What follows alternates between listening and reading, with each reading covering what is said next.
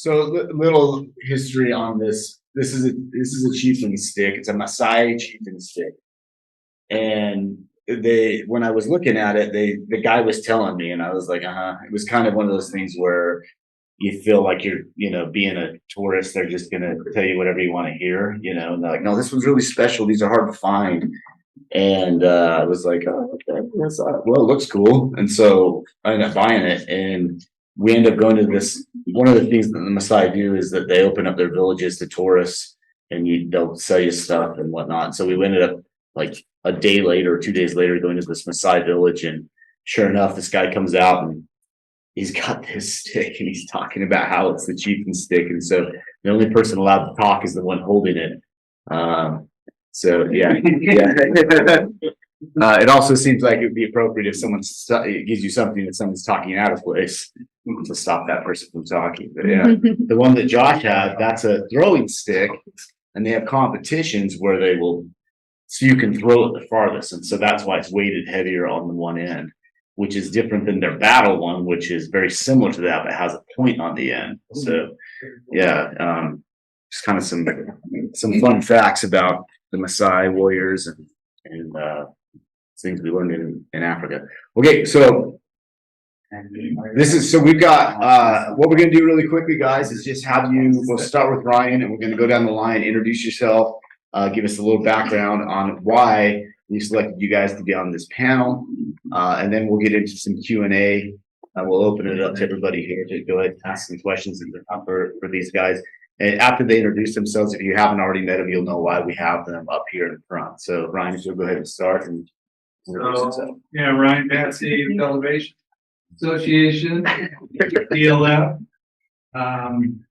They asked me to speak because they already had stuff going on.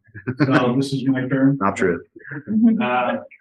Anyway, my background's business management, retail corporation, helped run a local retail chain, had 30 stores, 600 employees. So we got a lot of experience with employees, business management, that kind of stuff through the years. So I spent the last 10 years as an executive manager, overseeing all the stores. Worked with Josh, who was one of our district supervisors, and so glad to be here. Dentistry's been fun for me. A lot of crossover between the business world and dentistry, just different products, services, and customers, but it's still very similar. We're supplying customers with the service and want to do a good job. We have employees that we deal with, and so it's been a good marriage, I think, between my background, joining Dan and Jared here at the practice, and working with you guys. So yeah, that's why I'm here. So I'm still trying to figure it out. Chad Hammerstrom with Best Dentistry. I think probably the reason why I'm here is our common core values and focus on helping independent practices excel. As I mentioned yesterday, my background, 25 plus years in business, mostly in startups and in small business. And similar, I agree that although I haven't spent the majority of my career in dentistry, there's a ton of similarities from my experience, particularly in the drug space and the retail pharmacy space, and what's occurring in this industry with the advent of corporate dentistry and DSOs. Very similar model to what happened in pharmacy 20 years ago. It's probably more like 30 years ago now. So happy to be here and share any insight that I might be able to do. Well, you guys are using that. Why not? follow the notes. Yeah. So, Jared Galovich with CentraServe IT. So we provide IT management solutions for dental groups, not just the hardware, it's hardware, software, business systems, analytics. We're kind of involved in all of it. And what I love to work with is more the business system side, streamlining everything. We have groups that are individual or single practices up to 90 locations. So we've been doing it for about 20 years. Well, and you've got a couple side projects too. Yeah, and I own some other stuff too. So I like business. So yeah, that's my thing. Steve Call. I really don't know why I'm up here. No. Answer. I guess just a brief recap of my story. I started out, I bought a practice like the day I got licensed out of dental school. The doc I bought it from was supposed to stick around for 6 months. He stuck around for 2 weeks and was like, okay, I'm done. See you. So I kind of was like lost, I guess is a good way to put it. Made a lot of mistakes, but was lucky enough to get partnered with some really good people on two ends, like on the practice management side. We got partnered kind of with India's Manji way before Mercer and all that. So kind of followed him for a long time. And then on the clinical side, kind of got connected with a group that was doing spear study clubs and stuff like that early in my career, and was lucky enough to get some good mentorship, and that I think kind of accelerated my growth. Did a scratch start, that was fun, and then after 13 years, I was given the opportunity to come on full time at Midwestern and did that. Was clinical instructor at first, and then kind of now I'm an associate dean for clinical affairs, so for clinical education. So that's kind of where I'm at now. It's been a journey. I think probably the reason I'm here is I've made just about all the mistakes you can make, and I've learned from them. Yeah, I think that's really it. That's what we have to follow you. Yeah. I'm Matt Mulcock, with a group of dentist advisors. We do financial planning and investment management for about 600-ish, 650 dentists all over the country. So we talk about money and life with dentists all day long. We have a podcast called The Dentist Money Show. Some of you have heard it. I think I'm here because I think the wall width, they needed 5 people. So Jared's like, hey man, we need this guy. So no, excited to be here. Again, we talk to dentists. We work with 650, but we probably talk to, I don't know how many, thousands of dentists, or I've talked to thousands of dentists about money and their practices and their life and their insecurities around money. We talk to people all the time. So happy to be here. Also, you're a therapist. I'm an unlicensed therapist. Unlicensed is the key word there. All right. So, with these guys, if there's a specific question that anybody has that you want to ask one of them specifically, or if you have a question that you want to put out to the panel, feel free to just shout it out. I am going to start them off with a couple of questions that I think are kind of broad questions, but to get the juices flowing. And the first one I want to ask you guys is, being in the industry as you are, what are the current trends that are getting you excited? What direction, what's happening in our world that is getting you guys excited? What do you see? Take the stick. Sure. I think just the evolution of technology, the money that's being flowing into this marketplace, just in general, advancements, whether it's imaging, software technology. I think it's been a very cottage industry for a lot of years, and it still is, and that's one of the things that's really cool about it.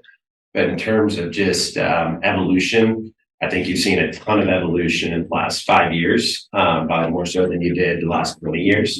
And I think we'll continue to see that, whether that's on the lab side, imaging, like there's still, I think, 50% of practices that haven't implemented digital scanning in their practices. And so you'll see a lot of evolution around improvement with that as well. And so in general, that's what I'm pretty excited about with industry trends. My answer is the same as the second question you're going to ask, which is the opposite of this, is what scares me. I think something like that. Yep. It's the same answer, and I'm going to say it. It's DSOs. I think DSOs and the influx of private equity in the dental space has forced dentists to have to be actual business owners and forced them to be actual entrepreneurs, innovative. If you want to survive, you're not just hanging a shingle anymore. You have to be, again, innovative. You got to be an actual business owner, have to be an actual leader. I think it's actually forced dentists to catch up with the times. I feel like dentistry, in my opinion, has been 10 to 15, 20 years behind like business owners. And I think it's because you're so skilled and talented when you come out of school.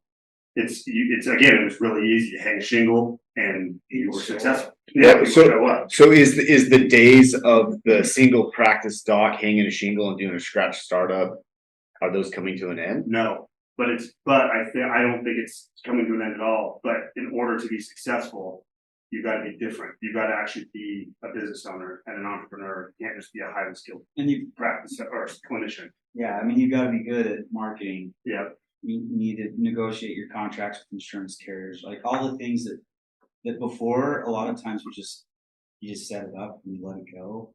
Or like with marketing, you didn't have to worry about it. People just showed up. And now with the DSOs, the specialty marketing groups that are marketing like online teams, offline marketing, they have all these different groups that help support that. It's really hard when you're a single business owner trying to put your fingers in all those things. But you've got to come up with a team or a group or figure out how to do it by yourself to be competitive in that space, because they're special. They have a specialist in all those different areas that really help focus and grow practices. And as an individual owner, you kind of have to have that now, I think, to compete. So what specific arenas or what specific areas within practice and practice management are the DSOs now pushing the envelope and making it to where private practice owners have to switch what they're doing? What are you guys seeing happening in the industry where the DSO model, the corporate model, is putting pressure on the private practice owner? Where are they being innovative and making it, this business practice progressive? I think to his point, it's every aspect of, again, they're treating it like a business. They're treating it like a business. So, for example, marketing, the average from what we see, the average single practice owner spends about 0 to 3% on marketing of their P&L. The average DSO is spending somewhere between like 8 and 12%, something in that range. So marketing is if you see a DSO spending 8 to 12% on their marketing, there's a reason they're doing that.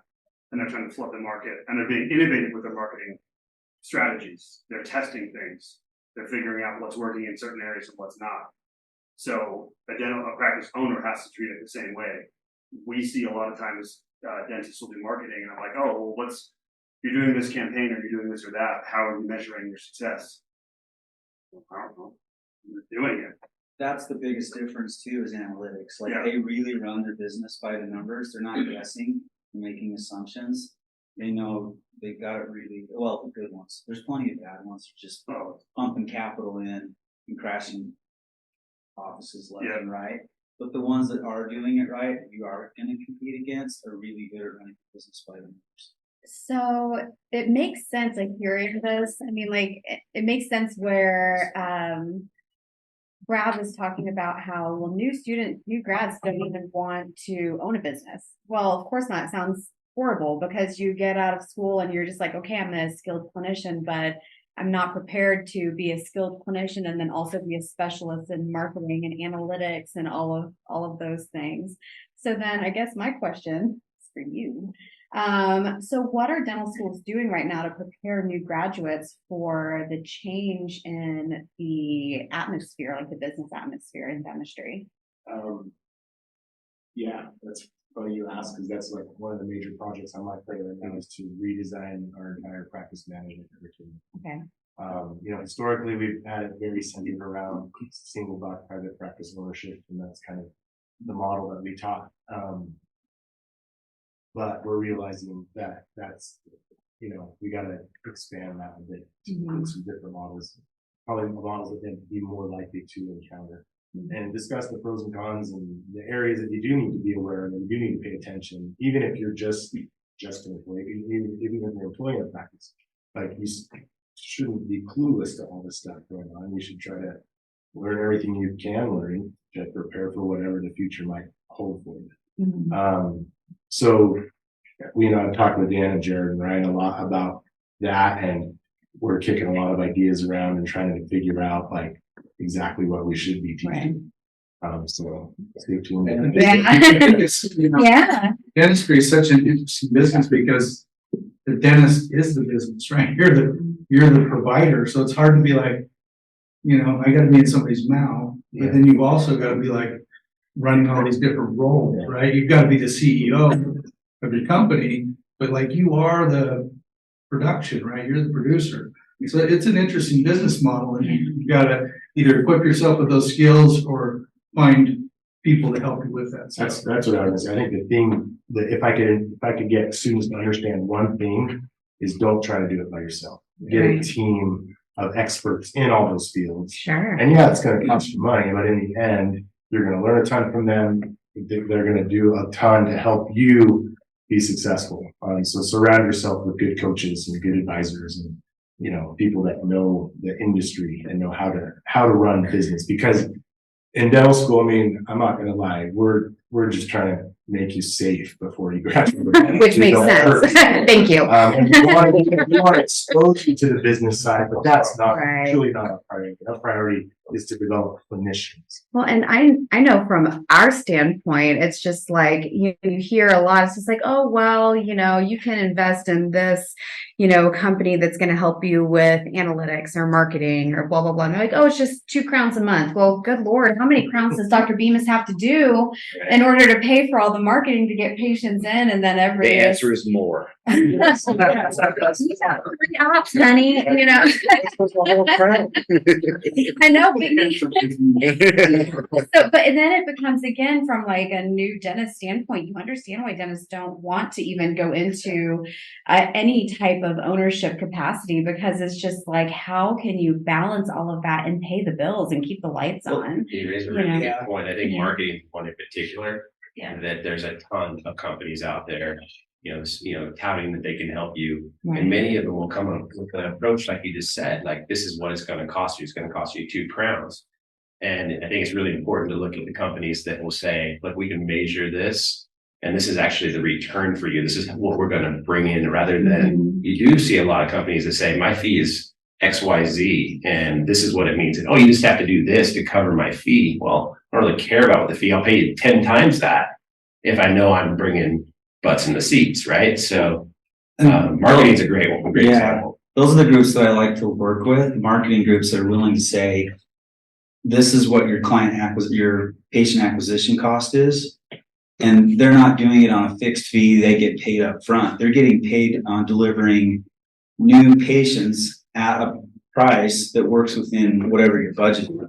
So then basically a commission. It's a commission. After the fact. And then you're like, you know what? I'll pay you 10 grand because that's fine, because you're providing the amount of customers or patients that I need that lines up with that. So the ones that want it all up front and aren't willing to put anything on the line, usually in marketing, are the ones that don't do the job very well. This is just my experience, not just in dentistry and anything. The ones that are willing to team up with you and partner with you and do it at like a cost structure that way, or at least a hybrid model, usually seems to work better in marketing. Well, and we're talking about marketing a bit. And so we're doing a 3-part marketing series webinar. We've done 2 of the 3. We're going to have the 3rd soon. And it's fascinating to see that in the last, 10 years, yes, but even in the last 5 years, the marketing model, this idea of you send out emails and mailers, and that is an antiquated, broken model at this point, especially for the younger, young professionals that are coming up, that like, what is mail? You know what I mean? It's an antiquated, broken model that business owners need to be aware that it's not working anymore. So, as we're talking about marketing, what are you guys seeing, from your standpoint? Jared, you talked a bit about how the companies that are willing to put their money where their mouth is kind of the direction you see it going. They have a lot of analytic driven, so they're tracking every point in traffic and they're sharing it with you. It's not like behind the scenes, so you can see, and it's not a perfect science. So you're going to put a bunch of money up front, a little bit, to get it to where you want. If you're doing it in house, or if you're using these groups, they're taking some risk because every practice is a little different. Where you're located, what your audience is.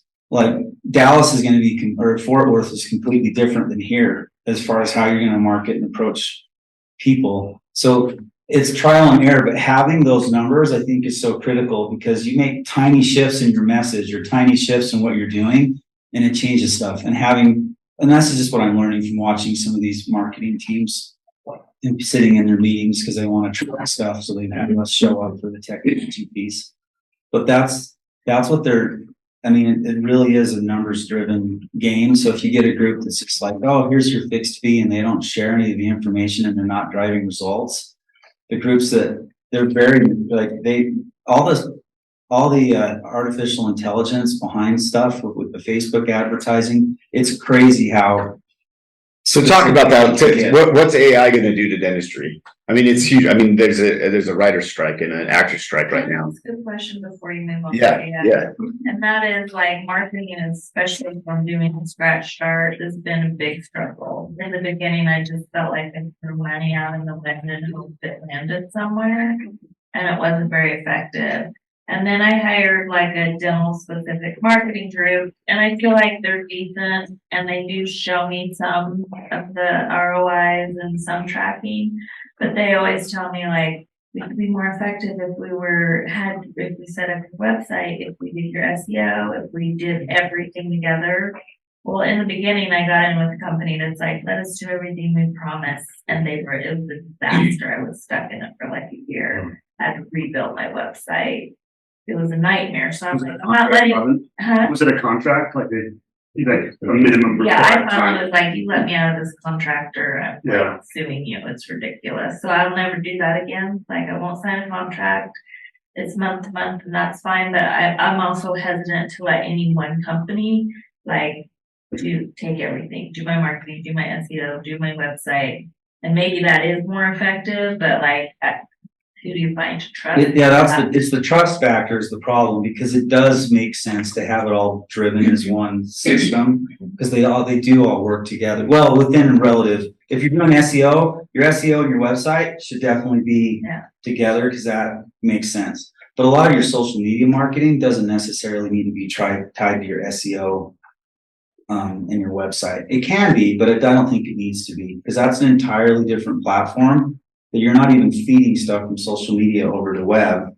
You're just driving that traffic into the office. So anyway, that's my experience. There's companies back off that too. Sorry, because I happen to use the same company, and what I keep hearing is like, "Oh, just be patient. SEO's going to kick in. It's going to kick in." No, not in the dental space. I disagree. Yeah, it's the same thing. I feel like I'm throwing money at them. there's too many dentists. It's saturated, right? So to drive SEO traffic, it's all about money. And it takes a lot of money to get to the top in the dentistry space. So I wouldn't use SEO as your, this is my, I'm not a marketing guy. Well, a little bit, but I feel like in dentistry, it's not a niche enough thing. And for general dentistry, especially to try to focus all your marketing dollars on SEO. I would use more Facebook advertising in the Google platform, Google review type of things. Because that's what people do when they're trying to find a dentist. Most markets look up on the cell phone, or if you're already advertising through their Instagram and Facebook, they already see your stuff. So I think the Facebook's been a really good spot because like we talked about, I can't remember who said yesterday, it's the moms who are making the medical decisions for the family. And they're the ones that have the money and they're the ones that are on Facebook. So that's been one of the best platforms. My marketing companies told me that they don't get very good results off of Facebook. Not if they don't know how to do it. That's for sure. I was gonna say, I listened to a webinar yesterday that was all about Facebook ads, and it's not about they're like click boosting posts. Boosting posts does not work. You have to have 5 specific campaigns that you offer constantly. And the algorithms in Facebook know how to put them in front of people, but you have to know exactly what 5 campaigns to run consistently as Facebook ads, not as boosting posts. They're like quit boosting posts. It does not work. No, so it has to be organic to the Facebook ad and having those organic campaigns specifically for your practice is how she kind of explained it. And so I was actually interested if anybody knew a little bit more about that. So we will be getting into the, on our third part of webinar, we are going to get into the algorithms quite a bit on the Meta platforms. Because it's not just Facebook, it's Instagram as well. It's the entire Meta platform. And then they have, nowadays, Google can talk to the Meta and vice versa. And so it's becoming this very, it's becoming a bit of a tangled web as the way that they want to track our information, right? And that's really what it comes down to, is be able to track information so that they can put the right thing from the right person and maximize the money behind it. And so, you know, well, I'll put it out to you guys. I won't answer. So what do you guys, let's talk a little bit more about that. What are you seeing in that platform, the Meta and Google world that we live in now? What's happening there, and what are the trends in marketing for that? Where is it successful? Where is it not? It's just allowing us to be more specific. I mean, it's scary how much data they have. Yeah. So, but you can use that to your advantage in your marketing. So that, I think that's the biggest takeaway that without getting into a bunch of detail on that, like there's a lot of data. You can get very specific, like find out who your patient base is, like who is it that's, when you're doing your internal analytics, like who is our patient, like specifically Create an avatar. like create an avatar, and then you take that and you can really pump that through that social media platform with the right group that knows Facebook, because the algorithms constantly change too. So you can't stay static. Something you used a year ago may not work next year. So you got to constantly change and find somebody who's really good at Facebook. If you're going to do Facebook, yeah, you got to have somebody who knows Facebook space really well. I think it was a month or 2 months ago, they just changed the algorithm again. And I think again, you're getting specific with that avatar, right? Age, gender, like who are you looking for, right? Is it, and really get detailed on who that target market is. Who's your ideal patient? Is it an insurance patient? Is it a cash patient? You know, all those things that you're trying to like isolate and market to. So it's really important to identify like who is my ideal patient for my practice. And then internal marketing, once they are a patient and you've got a plan. Sorry, my brain just went dead. A patient base. Yeah, well, like you've got a treatment plan, right, that you want to work through. A lot of people don't show up for care, so it's continuing that marketing effort to make sure they come in and get all the work done that they really need done. Because now you've spent all the money bringing them in, make sure that the work that needs to be done, and you have the appropriate programs for financing and pay, like just having that business system to allow to maximize the amount of care that a patient needs. So I'm not saying to do extra work they don't need, but a lot of care just, there's a percentage, like how much of that just falls off the map after it's been diagnosed, hasn't been taken care of.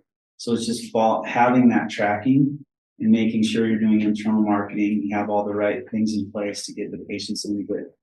And then the right collection method, it's just the same as any business, right? AR, AP, managing your AR and collections and insurance billing and making sure all the systems are working with one flowing business. When I say systems, I don't mean a specific set of software, that your business system between all your software programs are flowing and working so that you're not losing patients out the back door that are coming in for recare, because that's a lot easier to maintain an existing patient than it is to get a new one.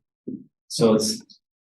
Well, I think you're hitting it dead on, because I think a lot of practices, when they look at marketing, they're always looking at like, how do I attract new patients? But like, are we doing a good job of marketing services within our practice to our existing patient base, Invisalign, white needs, some of those other things, treatment plans that are undone? Like what's the strategy to, reach out to those patients? And a lot of you have internal systems that are built to send campaigns out to your patient base, those kind of things. Well, I think that is where marketing companies are really dropping the ball today, is that they're so focused on bringing in the new patient and they're failing to continue to attract a current patient base back in. When we do a growth report for a practice, almost always the biggest potential growth area is unscheduled treatment. So treatment that's been diagnosed that patient has not committed or elected to take care of themselves and take care of that work. And so it's this huge market that is pretty much, I don't see marketing companies doing a whole lot. They're so focused on that new patient and not maximizing the current patient base. So, Dan, I'd say, and by the way, I'm in no way a marketing expert at all. But just as I hear this, and we work with dentists, and to that point, I think a lot of the work to be done on the marketing side starts before you even start marketing. Meaning, so you talked about a lot yesterday. Like, I think the biggest mistake dentists make is they don't even know who they are or who they're trying to serve or what they're trying, like, how are they trying to differentiate themselves? So I think the fault is on both sides, because marketers are willing to take your money and copy and paste a website for you all day long. We see it all the time. And then the dentists wonder why it's not working. It's like, because they gave you a copy and paste template and you have no intention behind it whatsoever. Again, you don't know who you are, you don't know your why, you don't know your vision, you have zero intention.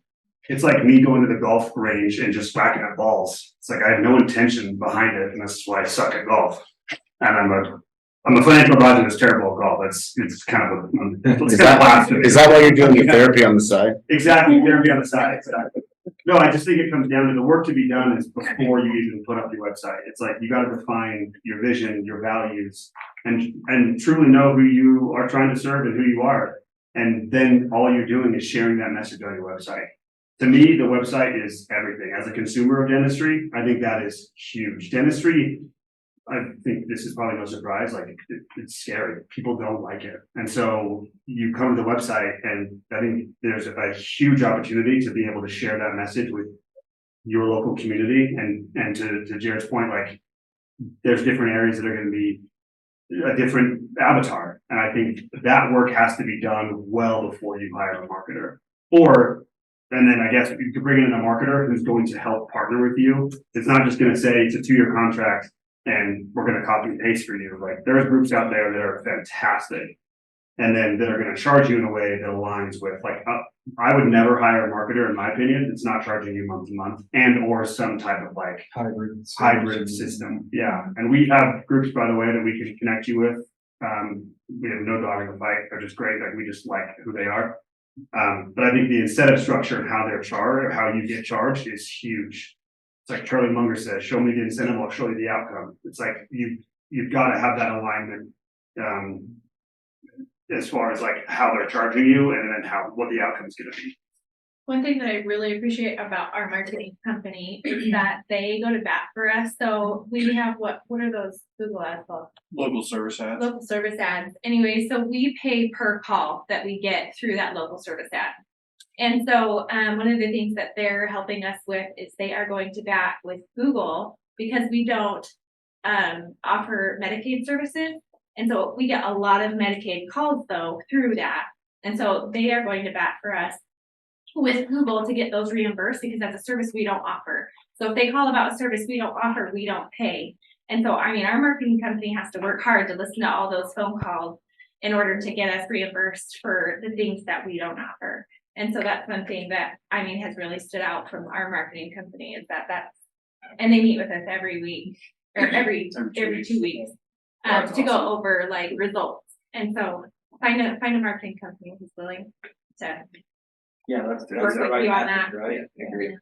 So I have always asked new patients, how did you hear about our office? Whether it was my office or the offices I've worked at, how did you hear about us?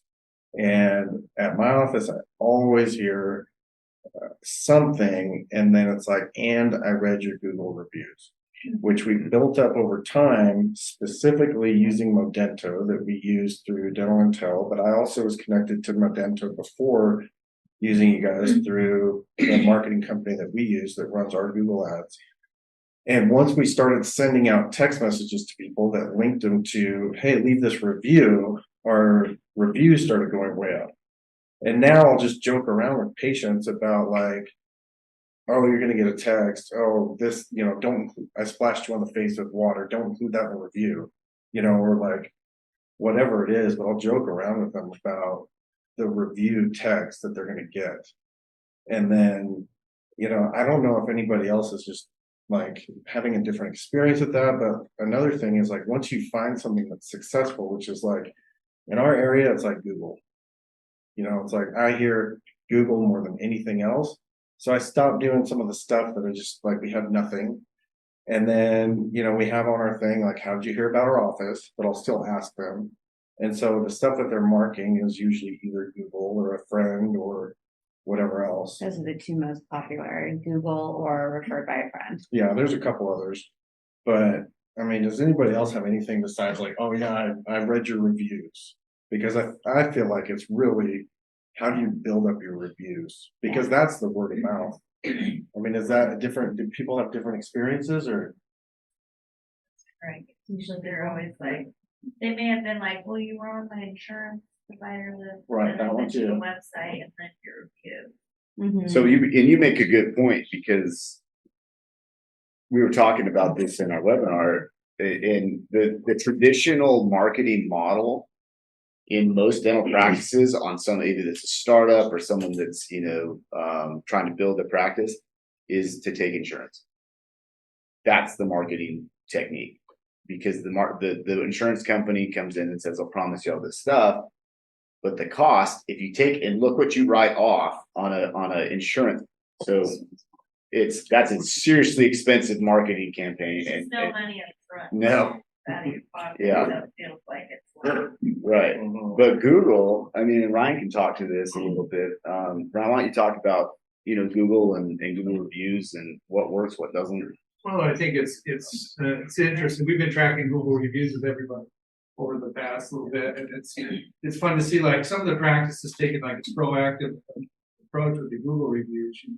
Layton's been one that's like, they'll identify people in the huddle in the morning, like, hey, we should get Google reviews from these 10 people today. And as they're checking out, there's like a QR code, hey, don't forget to leave us a review. So it's just, again, trying to facilitate how do we get those great reviews on our site. And not just, it's good to have all sorts of reviews, but how are we proactively asking that of our customers, right? And it's the internal messaging that's going out, making sure that's in place is huge, but also like just proactively looking for those opportunities throughout the day, like who are the customers that had a great experience today, make sure we're hitting that. Get a QR code up front by your checkout, hey, don't forget to leave us a review today. We had it incentivized for both the patient and for staff members, so we have a quarterly drawing, and that has really helped. Ours is pretty much been consistently going up. So we have the incentive for a gift card or something like that. There's 4 different things for the patient to be incentivized, and then on the staff side, if we hit a certain number, then they get a reward as well. And that's been. And then anybody who gives you a Google review, you they get put in the drawing. Yeah, they get their name, put it in the drawing if they leave it. And then I think you've got to like measure and track it. Like make sure your staff's aware, like how many Google reviews did we get this week? What do they say? Like make that a point of focus, because what you focus on is what will happen, right? So if you're bringing that up, talking about it, maybe that's somebody's quarterly goal this quarter is they're in charge of Google reviews. And then that employee, that's like her rock this quarter is to get those quarterly reviews. But And a lot of times they say them by name. They'll say a hygienist or an assistant by name, Not and you me. should be able to. Not my stepdad wrote a review and didn't mention me. I was like, we read them every my Monday best friend wrote a review and said Dr. Bemis and staff. I was like, You were and staff, huh? and staff? We got one this morning. That's it. I know, and she hadn't even seen him in like forever. And I'm just like, he just came in for a clean. Getting personal now. My stepdad and literally have like a talk with him. This topic came up in Panama with reviews, and I'll say the same thing I said then, which is I also think there's an opportunity with negative reviews, because I think every single person here is going to get a negative review at some point. I think there's an opportunity there to how to handle those and respond to every single one in a very respectful. Thank you so much for I've seen this even with companies that I've used, and I look at negative reviews and how they respond to that. And you can always tell most negative reviews, if you're doing a good job, are just crazy people. Like, Marnay knows this. Like, we've talked about your negative reviews. She sent me a negative review she got, and I read it, and I was like, this person is absolutely insane. But people see that. And so if you respond to that in a respectful way and say, thank you so much for leaving a review, sorry about your experience, and you have like, Sorry, you were crazy. yeah, sorry. Well, like, a consumer is going to look at that and it's not even going to impact you because they're going to look at this and be like, that's a crazy person. Look how this business handled that review. I think that has a huge impact, in my opinion. So on a different note about marketing, I did not do this because of marketing, but of the core value of like building community. But I honestly think like every single one of us as like business owners should be doing something like this, and like giving back. But at the local high schools, I give scholarships to students, and then I'm going to awards assemblies. I did it because I got some scholarships from businesses in the community when I got out of high school, and I always thought, oh, that'd be cool to give back. And I've given back 10 times what I got. And the footprint that has left in the community was not what I expected. I knew that it would have a positive impact, but the doors that it has opened for me and the practice have been crazy within the community. And it is kind of the least expensive marketing with the highest return for what I do. Maybe not every single year, but the very first year I was doing more than $10,000 of treatment after putting out like a couple $1,000 scholarship. I would say it's still effective because we still have people come in who get referred by other teachers because they heard they had the scholarship. And then like one of the ladies who won like an award at the thing like 2 years ago ended up coming in because she saw that we were there, like had been listed as donors for scholarships. Yeah, when you're at an awards assembly and the superintendent is telling other faculty like, oh, this is my dentist, I love that. You know, it's like incredible. And what are the specifics of the scholarships? How many are you parameters? So now I'm doing 9 per year. And I started with 2 the first year, and then I grew it quickly. But with that, like you can go to the educational foundation through the school. Most school districts should have an educational foundation. And then you can set up however you want to do the scholarship. Like you can say, hey, I want somebody that has this GPA. I try to aim for somebody who's not a top student, but they're like an honor student. It's got a good GPA, but they're maybe not going to rake in all the scholarships. Yeah. And then, you know, you can make it medical specific or dental specific or not. You can tell the school, hey, I want to pick this winner, give me a list of candidates that are good, or you can just let them pick them. You know, now I'm on the educational board of directors for one of the school districts because I started doing that. And it was just like, it very, very quickly like blew up to something that was big because the people in the community responded to that. They're like, oh, wow, this isn't just Mint Dentistry. This isn't just Monarch Dental. This isn't whatever corporate dental that you're competing with. This is a member of the community, you know. And then when I trying to get my building passed, it was just like, oh, this is Dr. Bemis. Let's get him what he needs with the city council. So, you know, then city council members were like, we need to come to you. Yeah. So it's been incredible at opening doors and getting attention. And it wasn't really the intent. Yeah. The intent was I wanted to build community. I wanted to do something to give back. Which is one of our core values. Yeah. And at our office. And, you know, it's take back. And it probably won't be the same effect in every single place. But it has been a really cool effect and people are very grateful. And even if it's like a small effect, the purpose of that is not to be like, how many patients can I get out of this thing? But like, you're making a difference that maybe we'll do something 20 years from now. Yeah. Yeah. Supporting the community that supports us has been just wonderful for our business, for our just like personal feelings about like, you know, where we live and work, and it's been really great. And then, you know, it's just, we have students who come in from the local high school who shadow us, and they do that. And sometimes the students are enjoyable to have around, and sometimes they're slightly less enjoyable to have around. But, that's been great too, because it's like some of those kids we've been able to actually give our scholarships to. Yeah. And, and then we've had I think there's a patient or two who came from that, which is funny, but it's just literally just supporting the community has made such a difference for our business. So. Yeah, and then sometimes you see stuff where on the form, it's getting listed like a referral from friend or family, but that friend or family came to you originally because of the scholarship program. Yeah. Because I know, The cracks. I know a bunch of the connections, and so it's not necessarily like, hey, here's your main marketing thing or here's your big payoff, because I really would put money into people as far as what would I start investing money into. But I would do that as a side thing of hey, I've got this, I'm in a school district. This school district is supporting my livelihood. I'm going to give back to this school district. And it's really so cheap considering what the school district is I doing. call it karma advertising, right? Yeah. It has nothing, you have no intent of getting anything from it. You're just trying to give, but Right. be involved in the community. And I think of it, Dennis, in our little town, they do the fireworks show. He's been doing it for 20 years. And now it's there's 40,000 people that show up. It's a big show. It's a big show. They probably spend.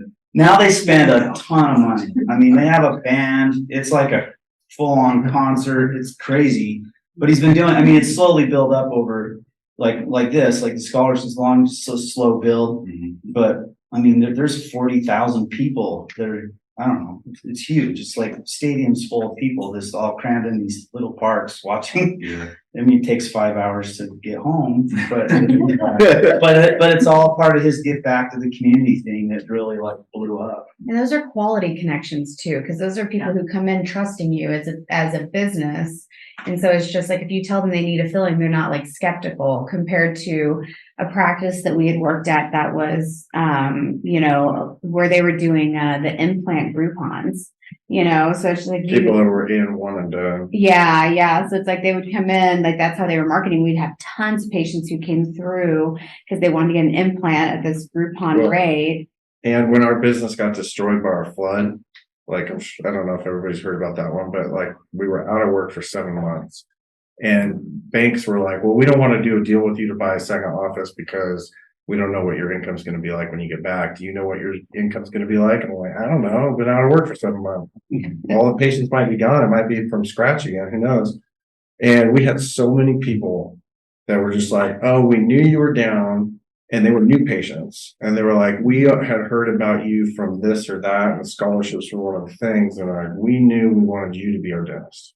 We waited for you to reopen. Yeah, we were just checking your website to see when you were going to be open again. That's cool. And when we came back from being out of work for 7 months, we were busier than we were when we went out of business. Yeah. And I think that makes we talk a lot about intentionality or your uniques, right? That community involvement, that's a core value that makes you unique, right, in your community. And by the way, that's how you compete against DSOs. right. The DSO is not going to be. Yeah. And that's our message to people in our community is this office is part of your community. We're building up our community. Yeah. Versus DSOs are never going to be doing that. Yeah. Maybe they will for a little bit, but that program won't stick around because they're more interested in the bottom line. Because 3 to 5 years, they're going to have a new owner. Right. Yeah, exactly. And we're interested in the bottom line as well. That's not something I'm not interested in, but also it's when it's part of my core values, that's a high priority. Mm-hmm. So you've kind of brought me to a segue point, and I want to ask you guys. We're starting to get into a little bit more about leadership and the principles that make up a good leader here. And so I'm curious what you guys think that where areas, arenas, or facets or whatever that we as dentists are failing as leaders. What are you guys seeing from your top-down view? Because that's a leadership move right there, is to go and to be interactive and giving to the community. So. But there's so many principles, and this is a broad topic, but be specific or as general as you want. Where are you guys seeing dentists as leaders failing?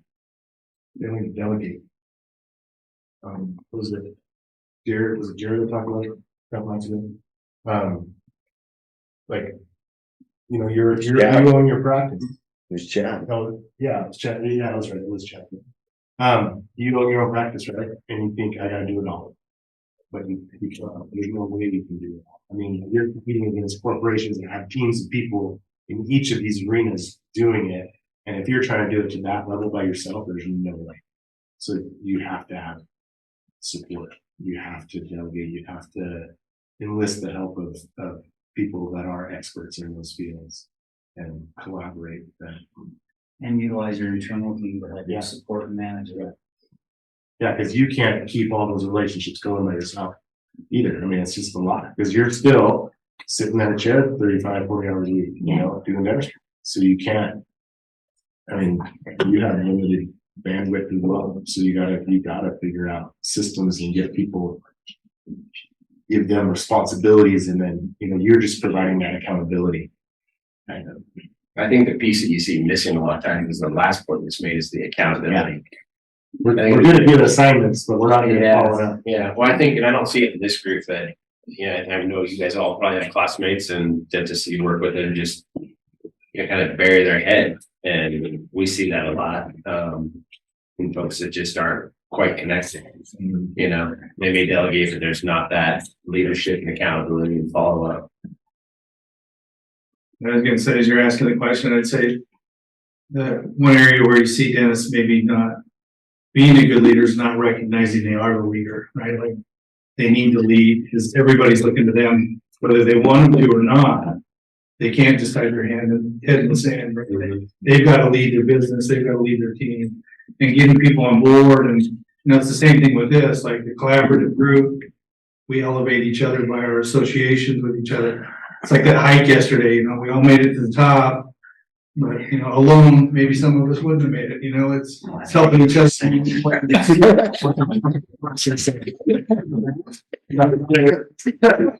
We accomplished something, right? We accomplished something awesome, right? Like together we made it to 9,000 feet, right? The third of the way up Everest, right? But I told my wife I hiked 5,000 feet in elevation yesterday. All right. It's not wrong. Give or take. Part of some shit. You're a rock there. We'll say shit. Yeah. Did it in 2 hours. But a lot of it is again, like, how do you take a team and like, where are we going? Where's the vision? Where are we headed? And how do we get there together as a group, right? Like, you are the leader, like, what's the vision? And are you getting your people involved? Or is everyone rowing in the right direction? We're making progress up the mountain, right? It may be more important in this business than most. Like, when I came into dentistry, the thing that I was most surprised about was how hard it was to get access to you guys. And that never ran into that. Providers were always kind of difficult to get in touch with, but it was more so in dentistry. And I realized it's like, I was always taught, don't work in your business, work on your business. You don't necessarily have that ability if you're a dentist, right? And you're not, I've heard it brought up several times this weekend, that if you're not in the mouth, you're not making money. And so I think it's really key to be, for those moments that you do have available, which is not, 8 hours a day sitting behind a desk thinking about what you want to do. You have to be very direct and thoughtful about how you use that time and delegate, to your point, but also have a way to measure that and follow up so you have accountability. And I think that's the piece that typically gets lost at the end of the day for maybe all the right reasons. You're tired, or you worked a hard day, right? And it's like kind of the last thing you want to do. I just hope that she did that or he did that and you move on. I was just going to say, what I love about this group, that what we have is, like we talked about associates having a mentorship, but it doesn't mean that seasoned dentists don't also need mentorship, right? Yeah. So I think in some ways, it's partly for whatever reasons, each of us can at times say, I'm okay on my own. I'm going to do this on my own.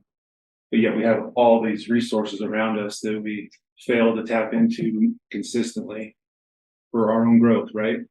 And I think that's us as human beings. Our failure is we don't want to help. We don't want to be the needy person, but there's so much growth for us and for others if we just come together. I think Josh speaks from a unique perspective too. I go back to Jared's example of the Lord of the Rings from the first thing, like Helm's Deep. I think a lot of dentists are like deep within their, like, I don't want anybody to get to me. I don't want to go outside my walls. I don't want help, right? Like they're just buried, like to try to get to a dentist, it's hard, like sometimes, right? There's like a barrier from the front desk to the back, right? Part And of that is so- because you have so many people also wanting to take advantage of you and take advantage of your business naivety. Yeah. Well, I mean, but I think, you know, it's full disclosure for everybody. I mean, these guys make up a big part of our team. You know, we either pay or work with. Wait, you pay people? Well, not you. He would love to.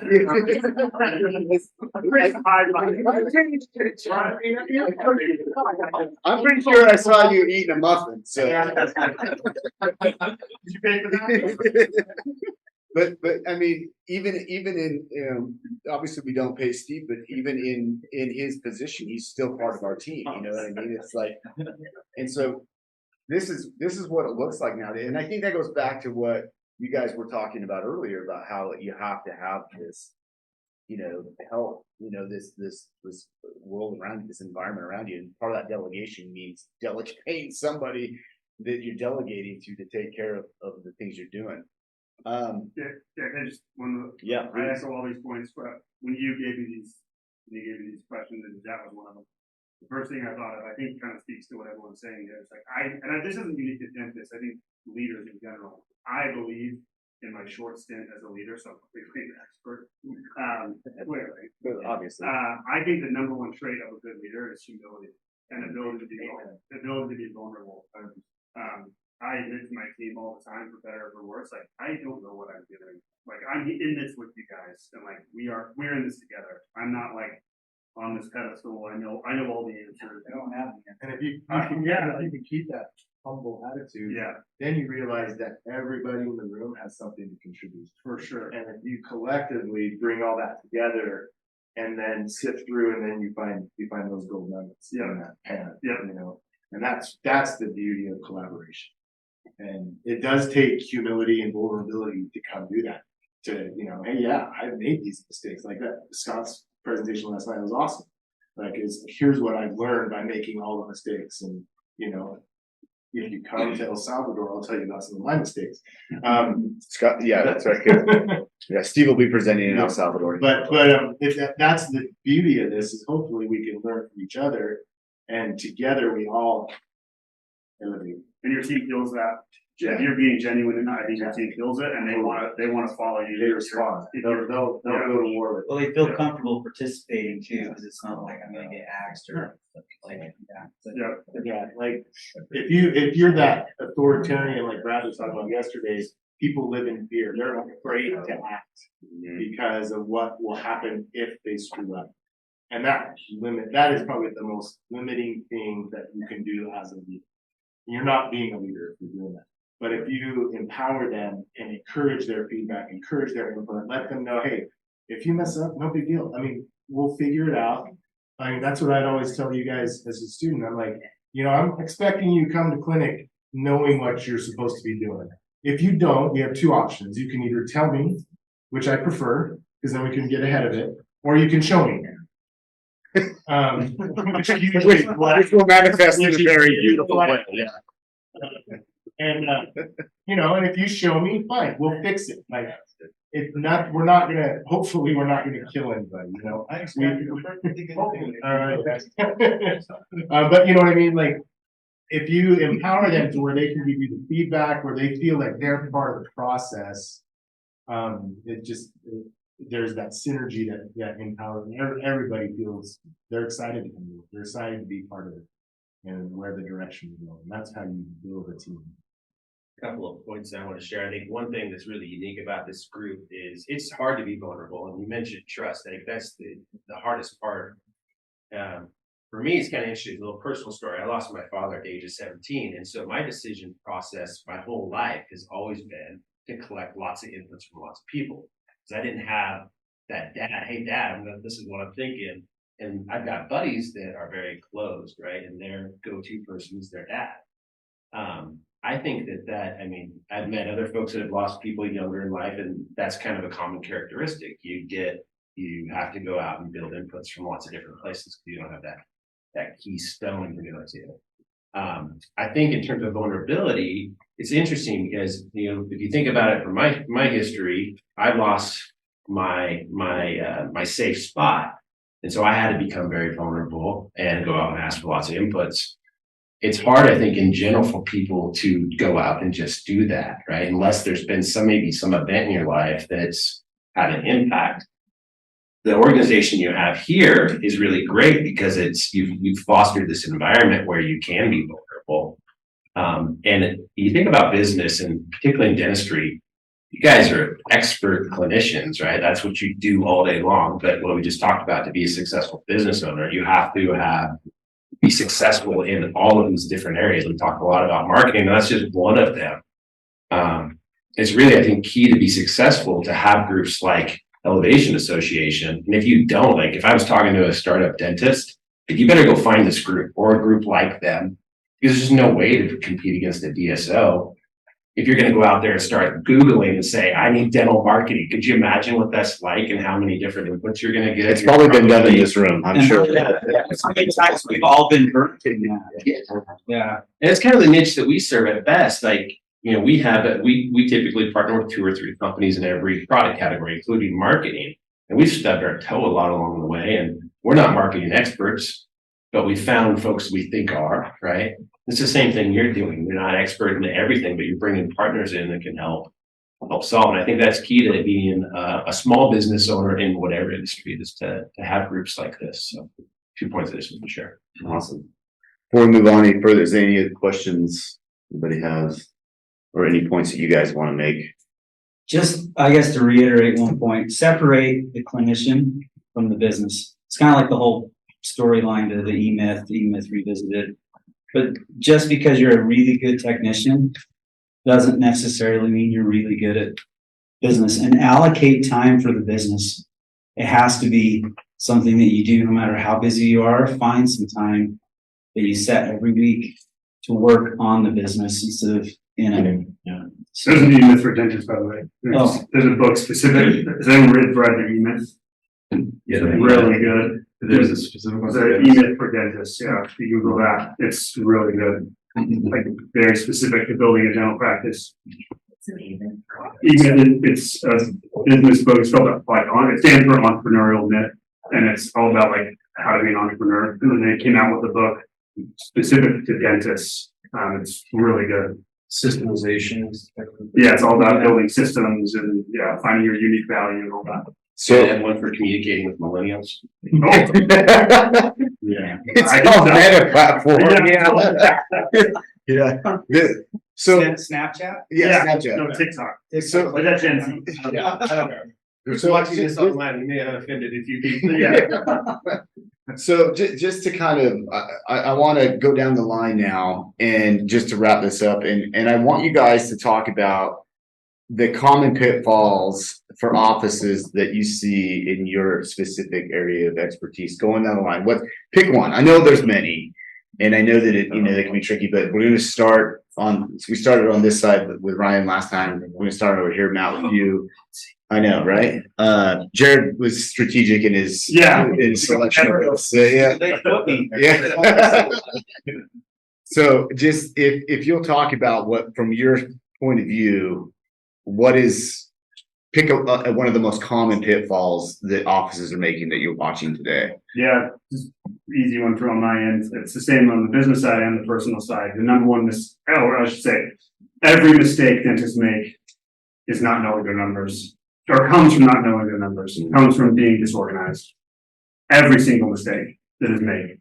You're still going to make mistakes, most likely if you know your numbers and if you are organized, but I guarantee you'll make mistakes if you're disorganized and don't know your numbers. And that goes for both the business side and the personal finance side. It's the least sexy answer I give people when they come to me or they come to us. And it's like, we got to spend time getting you organized, because if you don't know that, there's nowhere else, we don't even know where to go. It's like you have a map, you don't even know where you are on the map, so. That for me is by far number one. You gotta know your numbers both on the business side and on your personal side. Dave? I would say when you hit that point in your practice where you think you're ready to grow and expand and bring on an additional provider, dentists have no clue how to do that. They think, I am so busy, I can hire somebody else and easily keep them busy. When you're maxed out as a provider, you probably have enough overflow to keep somebody busy like one day a week in reality, because you can't do 2 dentists worth of work by yourself. This is impossible. Even if that new provider you're bringing in is slow or a new grad or whatever, like you're not going to keep them busy. So you overpromise and underdeliver, and then you blame the associate. And kind of Scott talked a lot about that last night.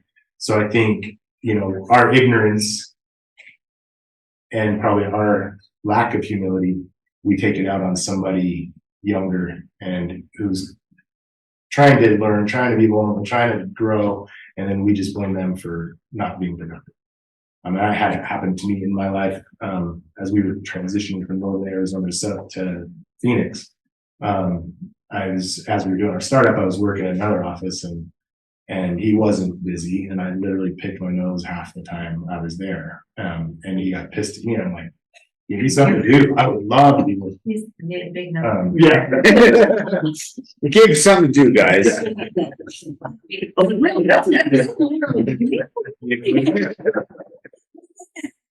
It didn't end up working out, which in the end ended up being a good thing. But in the moment, I was kind of like, I can't believe I just got fired, because I wasn't busy. I'm like, it's your freaking practice. You weren't giving me patients. How am I supposed to be busy? I did everything that was on my schedule. Anyway, so I think that is a big problem. If you work on your practice, if you grow your practice, you're gonna hit that point where you reach capacity. And then you have decisions. Okay, do I purify my patient pool and just kind of selectively do the kind of procedures I want to do and refer out a bunch? That's okay. Or, which is good. That is a strategy. And you see that with these kind of like small little niche boutique practices. Like you can be Or for pediatric offices, you can be incredibly successful doing that. And that's not a wrong answer. It's just a different approach.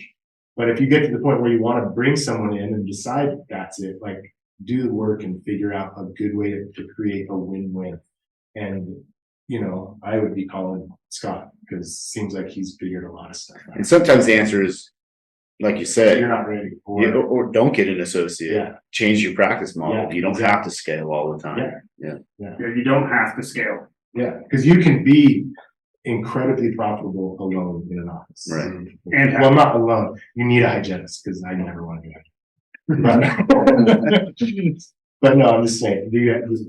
Just do your homework. Yeah. Love it. Jared? Technology. A lot I want to talk about.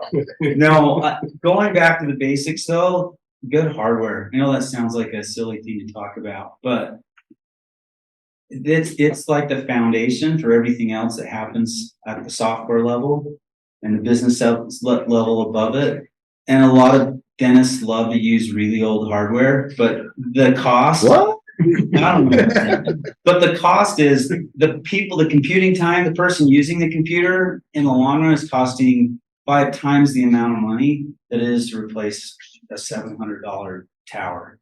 So I know that's a really basic thing to talk about, but that's one thing that I think is important is utilizing the proper hardware and then actually utilizing your systems.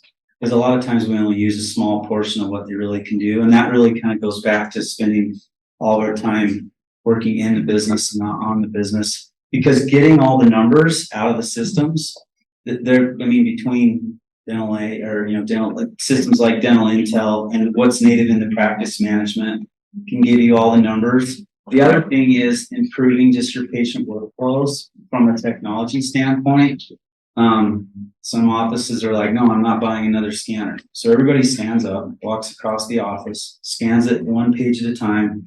Instead of putting one on a desk, just zip, zip, zip. So it's all those little details like that that I think are important to look at because it's time savings for staff and it makes staff happier. too, because they get frustrated when they're on the phone and they have to put it on hold to go use the other computer because this computer doesn't work right or can't print or whatever the case is. So make the investment in just that basic level technology and then start utilizing the new stuff like AI. Don't be afraid of it. I think that some dentists are worried that, hey, wait, I'm the one who does the diagnosis. I don't need an AI to tell me that I did or didn't choose the right diagnosis. I think what's happening in that AI space is absolutely amazing, and it's a way to generate more revenue for your practice, and it saves you time. So seriously, take a look at it. I don't Like think Pearl? like Pearl over Jet. The insurance companies, I think, at some point are going to require it because the diagnoses from the overjet it's good.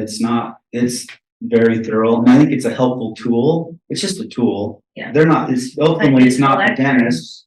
What's that? Just like digital X-ray. Just like digital X-rays. But I think it's that next thing that's coming down the pipe that people are utilizing to increase. I mean, it does a great job of diagnosis. So why not use it? Doesn't necessarily mean you have to perform the work, but insurance companies are looking at it now as a way to validate whether the work was necessary. So, anyway, something to look at. Cool. I'll go down the purchase track. Thought you might. Yeah, so, I mean, we just actually we were working with a group of practices down in Southern Colorado. It's just like floors me. So there's this gentleman he's the COO of this organization and 4 practices in 4 different little towns. And we were pitching Best for Dentistry and what we could do to kind of normalize their supply costs and bring in corporate pricing. And also bring in a rep to do all this work for you at essentially the same cost that what they were doing it. But what this person was doing is literally hunting and pecking on every various, 1-800 type of website to identify the lowest cost on a bag of gauze, for example, and then shipping them into his office and then couriering them out to each practice. And he assumed he was saving some money. We come across, that's an extreme. We come across that a lot, where somebody in the office might be the ordering expert that spends a ton of time, hunting and pecking to save 5 cents here, 10 cents there. And there's just really no need for it. Like one of the common sayings I like to say is you can't save your way to success. And if you're really focused on trying to identify one particular product, which you will always be able to find a discount provider on one particular product, rather than looking at kind of the whole program as a whole and say, look, I'm going to work with a partner that can help me there, keep my expense ratio in the right percentage, but I don't have to think about it. And that makes a lot more business sense than having somebody kind of dial it in. We run into that quite a bit. Shocking, as often as we run into it. So awesome. Right. I would say, you had a lot of great information today, and all of this should be used towards pursuing your dreams. And I think that's where my suggestion would be is like get some clarity on what you guys want to accomplish in your lives, and then use all of these things to help get that done. Like, every day we wake up and run a program, right? And if we're not intentional about where we want to go, we're just going to wake up and do the same things day after day after day. And 10 years from now, we're going to wake up in the same spot we were 10 years ago, unless you're like, this is where I want to go, right? And these are the things that I'm going to implement to help me get there. Good data, good resources, people that I need in my life to get to where I want to go. And so I would say, get intentional about your dreams, right? Figure out where you want to go, what you want to be, what life looks like 10 years from now, and where you want to be moving. And, things are going to come up, but all of this should be feeding, your guys' dreams and ambitions of where you want to get to. And we're resources to help do that. But I think it's like, spend some time getting clear about, what do I want to accomplish, where do I want to go, and then how do I use these tools to help me get there. Well, you guys, we're putting these guys on a small paddleboard on a cold body of water, so they'll be stuck. So you feel free to track them down and ask them any other questions you've got along our float today. Thanks, guys. Really appreciate you guys doing this for us.